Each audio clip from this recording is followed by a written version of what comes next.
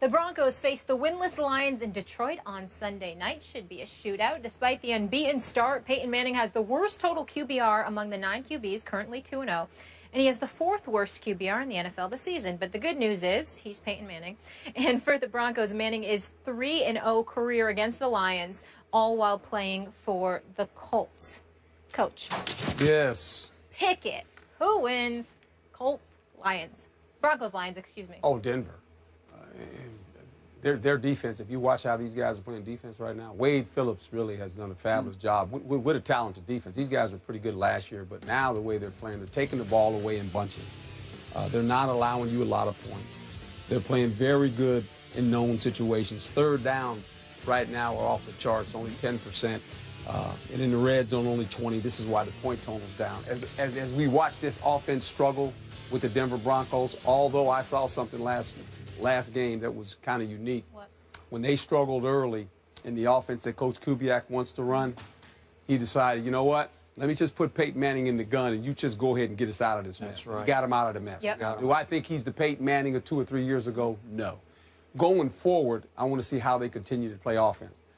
But in Peyton's favor right now, he has a defense that is going to allow him a short field, and the defense has won the first 2 games, by the way. They've scored twice.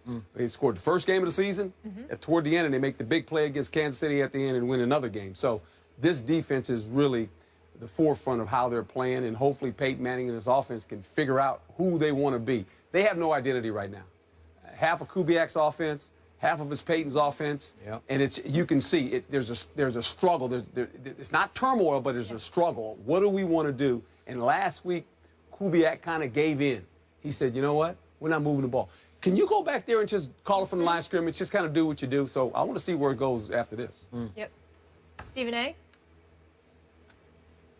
With everything Coach said about Peyton Manning, and Skip has been saying it as well, so kudos to both of you guys. Peyton Manning doesn't seem to be himself, but obviously that has a lot to do with the offense that he's been asked to execute, and Gary Kubiak ultimately leaned on him out of that shotgun in order to help save the day. But the defense has been absolutely phenomenal at particular junctures throughout this early part of the season thus far. Denver's defense looks incredibly impressive, but the reason why the subject of the Denver Broncos doesn't necessarily interest me that much in this particular game, guys, is simply because of this. It doesn't matter that much, because based on the Lions team that we're seeing, it's a shell of itself. It's back to the days where Schwartz was the head coach. Jim Caldwell doesn't seem to have his fingerprints on this franchise right now. The loss of Ndamukong Suh and Fairley and those boys clearly has affected this defense. When you look at the Lions right now, they're ranked 28th in the league defensively, 24th against the pass, 28th against the rush, 30 in yards allowed. They gave up 199 yards rushing to the Minnesota Vikings last week. They seem to be a shell of themselves. That's defensively. Offensively, guys, do you realize that Antonio Brown for the Pittsburgh Steelers has more catches and more yards than Megatron, Calvin Johnson, and Golden Tate combined in the first 2 games? But combined, he has just as many receptions, because they have 22 combined, Megatron 12, Golden Tate 10, and he has more yards, or actually more than 100 yards. They've got like a 222 yards combined, something like that on the season, and Antonio Brown has 328. Now, we know Antonio Brown is great. We understand the job that he's doing with Ben Roethlisberger in Pittsburgh, but this is Megatron we're talking about, with a guy that can throw the football in Matt Stafford, even though he's not big Ben Roethlisberger. He's good enough. The combination of him and Golden Tate, particularly due to the fact that you don't have a power runner, because you got Jacques Bell and you've got Amir Abdullah out of Nebraska there as your running backs right now, and Abdullah's averaging over 4 yards a carry. But the point is, guys and girls, here's the deal. You have no power running game. Your receivers aren't doing but so much. Your quarterback is only completing 61% of its passes, and your defense is a shell of what we've known them to be throughout recent memory when Ndamukong Suh was on that defensive line along with Fairley. So the combination of all of those things seems to me like the bigger issue here is not whether or not Peyton Manning and those guys are going to get it together, because with his IQ, his football IQ, the cerebral approach he has to the game, with the intelligence that Gary Kubiak knows along with John Elway to give the ding to Peyton Manning when all else fails, and with that defense looking better, I think it's safe to say that the Denver Broncos, win, lose, or draw, are going to be just fine. It's the fact that we're looking at a Detroit Lions team, and we're saying to ourselves, who the hell are these guys? We don't recognize Stafford. Maybe we do recognize him, but we don't recognize Megatron. Golden Tate was supposed to be doing a better job. It would have been nice for them to have a better running game, offense and defensively. Detroit has problems, and they had better fix it, because it's going to be after they're 0-3. Because the way they're looking right now, the only reason we have any clue as to whether or not they could beat Denver is because they'd have home field advantage at Ford Field, and that's a good crowd when they get on your side and really try to rally the troops. And Detroit plays a little bit differently on their home turf. But they're not in the same class as Denver right now. They seem to be all over the place, which is shocking when you consider the fact that Jim Caldwell is their coach. We expected better. We're not getting that right now. Wow.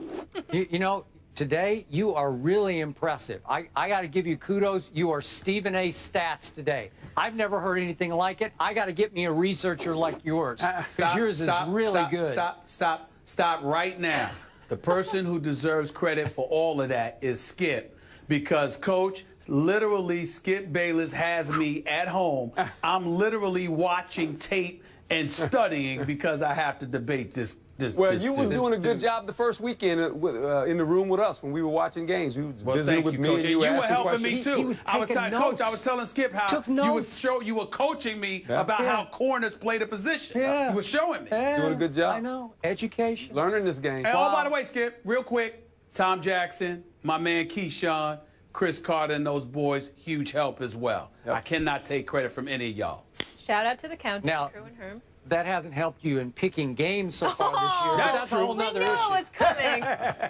We needed the backhanded I got a few of them right, compliment. Skip. Skip, you're just beating me the first 2 weeks, okay. but it's just 2 weeks. It's early. I got more than half. I got more than half my picks right. You just got me by about 4 games. Okay. That's now all. I'm a prop for you to jinx the teams that you want. I see what you did earlier. I didn't get it. I see how he rubs it in. It's okay. Are you gonna pick Detroit? Yeah, picking Detroit? now because your I'm back's not against picking the wall. Detroit.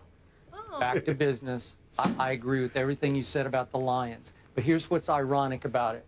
I always thought something was missing on that football team with Sue on it. Yeah. Something was missing. No. Now a whole lot more is missing, right? Right. There's a Matthew Stafford issue. He's beat up. We know that. He's got some physical ailments. We know that. But and mental ailments. Okay, well, here's my point. Now, I don't want to be too harsh here, because I like him personally a lot. Good guy. So do I. Okay, but he's like a more talented Kirk Cousins, in that sometimes when you least expect it, he'll start throwing it to the other team like crazy. Yeah. He will, and he'll miss throws. He comes and goes. When he's on, he could be big time on. But right now, he's not. His team's not on. All the things you guys said. So I like Peyton and his team, and I'm glad you brought it up.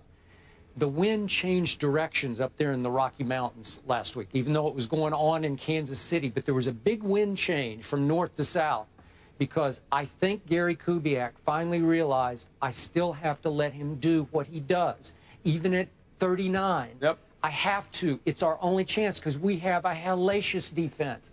It could be the best defense in football right now. Yeah, it's hard to score on this team. It's hard to do much against them. They're all over the field. They're athletic. They play fast.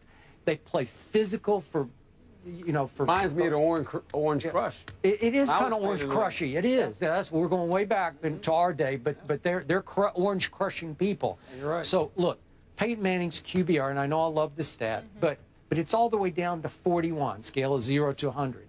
That ranks 20. You pointed out in reverse, but it's 29th out of 32. Now here's the great irony of that. The 3 below him are all former #1 overall picks. Andrew Luck, Alex Smith, Sam Bradford. They all went #1, and they're below him in QBR. This will probably change. But look, the reason Peyton's is a little misleading is that the other night against the arch rival in their asylum of a stadium, and you Oh, coach there. it was. Okay, hey, does it Hard get much place to louder? play doesn't get, it was, Ooh, yeah, ooh. unbelievable. Okay, so there's 2:27 left in the game. It's teetering, and Peyton says, "Watch this." I thought that was special because No doubt. Peyton Manning said, "I'm going to go 80 yards in 10 plays. I'm going to hit my little guy, Emmanuel Sanders, our friend of our show, for 19 yards for the winning touchdown." Yeah. That's vintage Peyton, right? Oh. I thought he looked like 29-year-old Peyton. Let me ask right? you this, though, Skip, and Stephen A. can probably chime in on this, too. When he got the ball in the last possession, there was no doubt in my mind. I go, he's going to do this. You did? Okay. He's just going to do it. He's just going to. Okay. They're giving him too many chances not to do it. All right. He's going to find a way to do it, and he did it. Well, then he's fine. He's just fine, and they're going to be just fine, and they're going to win their division. I don't see any threat. We're all betting Yeah, I on picked number it too. 18 here. Going Denver, clean sweep, and imagine Totally they start agree. running the ball well. Herm, I know you got to run. Thank you so much. Thank you. Appreciate Thank you. Good seeing you, Stephen A. All right, Coach. All right. See you Brandon Sunday. Marshall calls Odell Beckham the most entertaining player in the NFL right now. I like this background music. The guys will tell you if they agree. That's next after the break.